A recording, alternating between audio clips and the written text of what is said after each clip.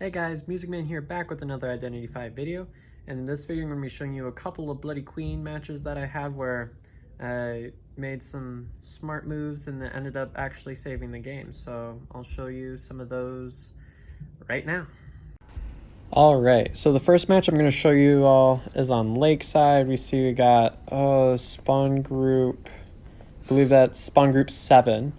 And this is the one where I said go straight to like the middle, and there should usually be a survivor here, especially if it's a 4-person team where they don't like keep track of spawns and go around and stuff. So I end up seeing the mechanic there. I go for the bot just for the decreased decoding, and I'm gonna actually end up cutting the mechanic off in big boat. Now this is kind of an annoying area to chase a survivor, but given this team comp, the mechanic is definitely the survivor I'm going to want to chase. So I wasn't really offered much other choice. So you can see the mechanic is right here. I was kind of surprised that attack didn't go through, but you know, whatever. I'm going to mirror through this pallet here. And I end up getting the hit on the mechanic there. So now I can easily... see, do I follow up with the patroller? No, I hit the bot down. And in the match, I got the ping, so I know exactly where the mechanic's at. But now, being that I hit the bot twice, she's out of bot, which means that she's not going to be able to Cypher Rush on the chair. And I decided enough time has been taken up by this kite, so I'm going to go ahead and throw a patroller down. And this is going to be a relatively easy follow-up, especially because it's a mechanic. And after that, the mechanic's going to be out of bot, so that kind of takes away the purpose of the mechanic. And I'm going to go ahead and stick her right on this chair, like way outside of a Cypher. So that's going to drag the survivors way off those Cyphers. And I'm carrying wanted order.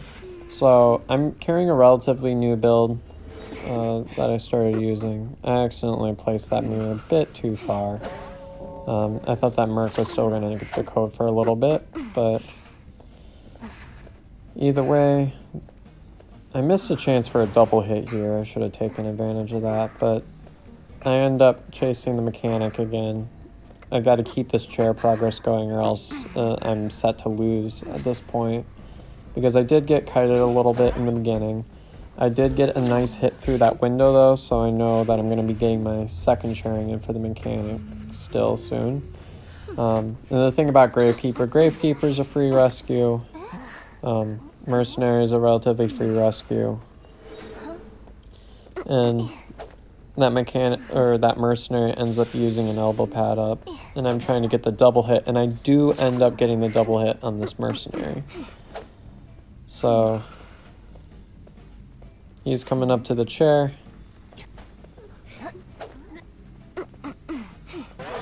Somehow that prioritized the Merc. But either way, I'm going to go ahead and hit. I end up hitting the Gravekeeper here. But I've got a mirror up, so this is going to be an easy follow-up. You can see right there, I get a hit on the mechanic. And the Merc's still going to be down for a while, so I'm just going to go ahead and leave him on the ground just so that's more time he's going to be off the ground, on the ground, not doing anything. And I end up putting the mechanic on the chair. So one survivor eliminated. The Merc's probably going to be getting up here pretty soon, but I'm going to make it to the chair just in case he can't. And I do end up having enough time to put him on the chair. So at this point, I'm presuming the prisoner's going to be going for that rescue. And it looks like it's actually going to be the Gravekeeper, but either way, I need to prevent this pop right here. And I end up getting the hit on the prisoner right here. And I'm going to actually switch places with the mirror here, just so that I can make sure this Cypher doesn't become primed. So we can see that it is, so that's why the Gravekeeper was going for that rescue. But I abnormal that, so that buys me a lot more time to do whatever I need. And at this point, I could guess that they're probably just going to be healing up there, and they're going to want to work on that Cypher. So, but what I'm going to do is, I wanted to bring him to a close to that cipher, a chair close to that cipher, but I couldn't find any that I would have been able to make in time, so I just go for one of these ones that are far away from the ciphers. So we can see that they did end up healing up, and I know someone's going to be going for that cipher there, and we can see just by the highlights that that's the Gravekeeper. See him right there, so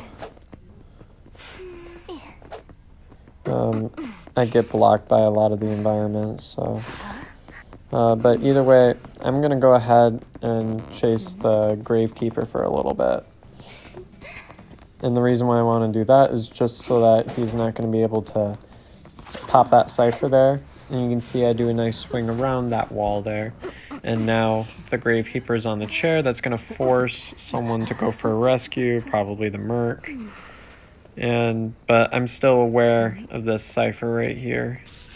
And in hindsight, I probably should have abnormaled this about now. Just because I knew they weren't going to be working on another cipher at this point, but I'm going to try to get a hit on this Merc right here. We can see I successfully do that.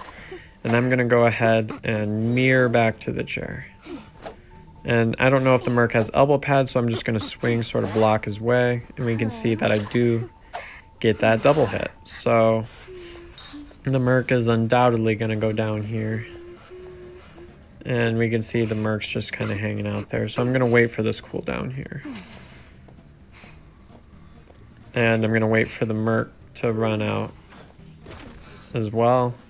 We can see his passive ability ran out. And I'm going to actually take the Merc to the chair. I didn't know how much progress the cipher was at. But either way, this Gravekeeper is going to be going for this rescue. So this is the play that saves the game for me. I get a hit. Cipher pop, he ends up getting this rescue.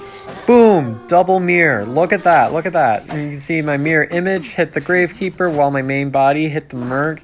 I ended up hitting 2 survivors with 1 mirror there. And that actually ended up saving this from being a draw setup to being a win setup.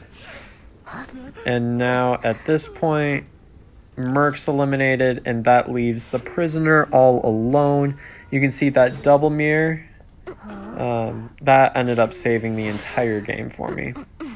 And I ended up going right on top of the prisoner. That is a 4-man there. So next, I'm going to show you a match on Moonlit. I actually had this match today, so nice and recent matchup. We can see there's a Gardener, Merc, Priestess, Gravekeeper. There is a Gardener, though. This is the first Gardener, though. So this Gardener should be able to know what she's doing. I somehow end up facing the wrong direction for those mirrors. Is whatever. I end up popping that mirror before the mirror, popping the bubble before the mirror ran out, so that's all good. And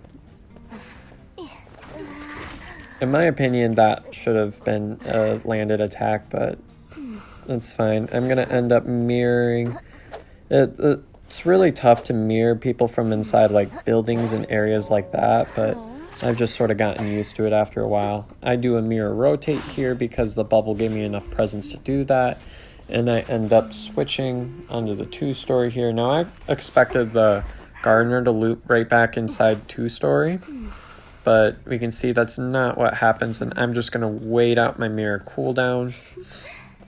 We can see this Gardener's wasted a decent chunk of time. I'm going to mirror rotate here just to make this nice and simple. And now that Gardener is downed. So we can see she died on the Priestess cipher. So that's sort of not super great for the cipher rush, especially with 5 ciphers remaining. But we can see it's at like 90%. That won't be tough for them to pop. Now Wanted Order reveals the Gravekeeper, who is at first stop, and I'm going to go ahead and mirror right over there. I'm going to get that hit on the Gravekeeper, and I'm going to sort of look around for the Gravekeeper again to possibly get a double hit, but we can see that the Priestess is right here. I end up getting a hit right here, and I end up... Oh, this was an unfortunate move here. So I kind of thought that Priestess was going to run away. She portals. I get forced through the portal. Look at that assist. And I end up using my mirror here. I get a hit on the gardener. Gardener's going down. And we can see through that, I was able to get a double hit on the priestess. So, gonna break that portal. I'm gonna go ahead and take this gardener to the chair. And I know Grave is in this area, so I thought this would be a good chair to go to. It was also a little away from the priestess, so she couldn't, like, insta-rescue it. Anywho, nobody goes for this rescue, which I guess is all fine. That priestess ended up getting up, so I tried to mirror there, but my tinnitus was going off, so I wanted to just make sure that nobody was going to go for this rescue here, so I kind of gave up on that mirror. I could have eventually gotten that hit, though. But my tinnitus was going off, so I kind of assumed it was going for the rescue, although in hindsight, that was really just the priestess setting it off. And that gardener is going to get eliminated, and this priestess is going to set off this cipher here. So when I was thinking in game, I see 2 ciphers are wiggling, which means 1 for each player, obviously. I'm going to teleport to the closest cipher.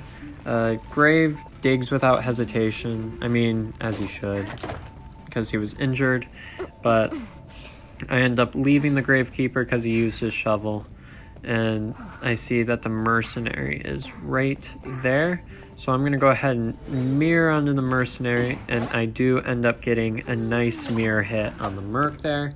And I'm going to sort of go back to harass. So the Gravekeeper undoubtedly is going to go back to the priestess, because the priestess used her self-heal already after I got that double hit. So she doesn't have her self-heal there.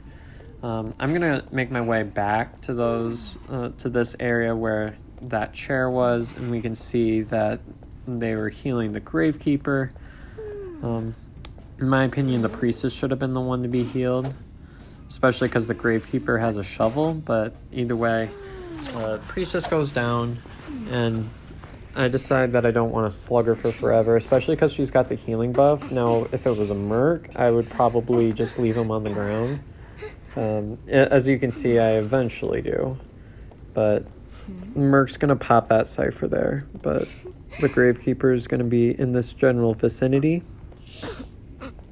So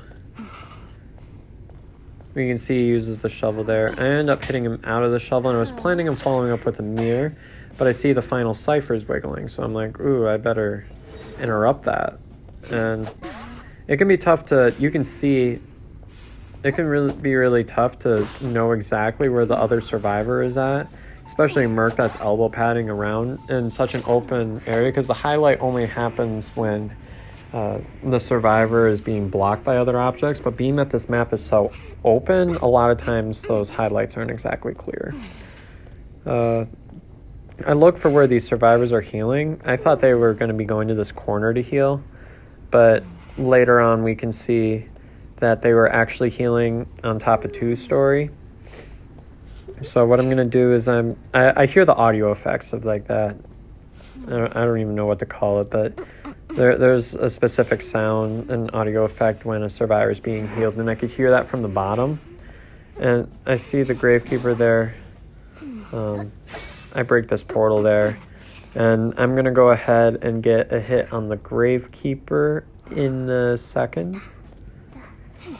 Yep, I end up hitting the Gravekeeper right there. Now watch this advanced mirror I do. I mirror right towards the front of the building, and I end up getting that hit on top of the 2nd story. So that's a bit more of an advanced mirror. I get that, but I needed to do what I had to do to get a really quick down on this Gravekeeper. And that mirror could take quite a considerable amount of practice to get that right, but it's a quite rewarding mirror to learn. So we can see Merc's gonna go for that rescue there, and I don't know where the priestess is at, so I guess I might as well go around this area, try to get a hit on the Gravekeeper here. So I mirror over there, and somehow that counted as a body block by the mercenary right there. Somehow that didn't hit the Gravekeeper, but either way, I'm going to take the Merc to a chair, and this Priestess is going to be working on priming the Cypher. So I end up coming into this area, and I'm going to break that portal across that bridge there. If she's out of portal, she would have to walk all the way around, but I doubt she is. And I had an idea that that Priestess was going to portal back, so I get rid of this portal. Now the Cypher is primed. Now, if I hit her, she's just going to pop the Cypher. But if she pops the Cypher, I'll just hit her with detention. So we're at kind of like a standstill here. So you can see, this is about where we're at.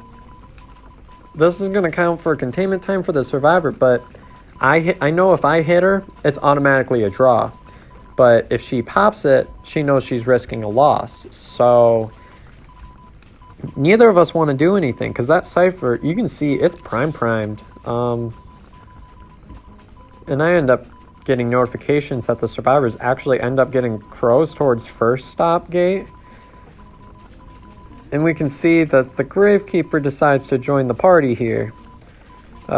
He has elbow pads, and I can see that there. But I know if I pop this Cypher, he's going to be able to get away, especially with the elbow pad. She's going to be able to get away, and then that risks a tie, or if I do get kited, maybe a loss, but they know if they pop it, then they're up a creek too. So they're going to heal right in front of me, but I'm not going to hit them. I'm going to have patience here, and that's a lot of times what it takes to be a hunter. Is it takes lots and lots of patience, especially in the rare off case you end up being in this one specific scenario. The Merc ends up coming here and is like, okay, that's about enough time. They pop this Cypher in a second here, and I end up getting a hit. I get a hit on the Merc, but I know exactly where the grave is at, so I'm going to mirror right over to the Gravekeeper, and I get a hit with my mirror on the Gravekeeper there. Now, the thing about Merc to be careful of is that with his passive ability, there are times where he's able to actually have enough time to solo Dakota Gate. So I'm going to teleport over to this gate because I thought the Merc would be going for that, but we can see that he doesn't. And I didn't know if that Priestess was going to go for that rescue on the Gravekeeper, so I make my way over there. We can see not looking like it's going to happen. So I decide to start looking around for that Merc, and we can see he actually ends up coming around this area, probably thinking he can get dungeon after the Priestess escapes, but you can see my patience on that last Cypher there allowed me to get a hit on the Merc and a hit on the Gravekeeper, and it actually ultimately ended up saving the game. So just a little tip, there is a small chance that if things get timed exactly right, you'll come to a standstill like that, and it's all about having patience, and that's the difference between a tie and a win. Well, I hope you all enjoyed this video. Please leave any questions or comments in the comment section below, and I'll see you all next time.